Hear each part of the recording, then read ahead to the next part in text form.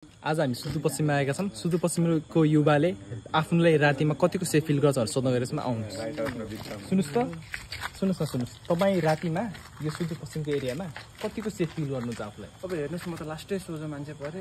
अब मलाई त केटाहरू देख्ने बित्तिकै खै किन लास्टै डर लाग्ने कि। ए ल, तपाईँलाई कतिको सेफ फिल हुन्छ रातिमा? मलाई त एक्लै डर लाग्छ होइन, अब केटाहरूसँग भएपछि चाहिँ लाग्दैन। ल ठिक छ। अनि तपाईँलाई चाहिँ?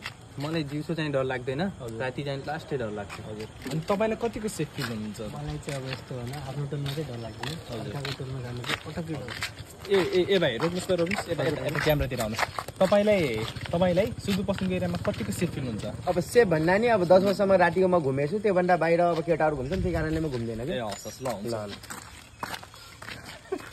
अनि देख्नुहोस्, अब सबैले यस्तै आफ्नो ओपिनियन दिइराख्नु छ। अब उहाँ एकजना दाइलाई सोधौँ, तपाईँ सुदूरपश्चिममा यो एरियामा रातिमा कतिको सेफ फिल गर्नुहुन्छ आफूलाई?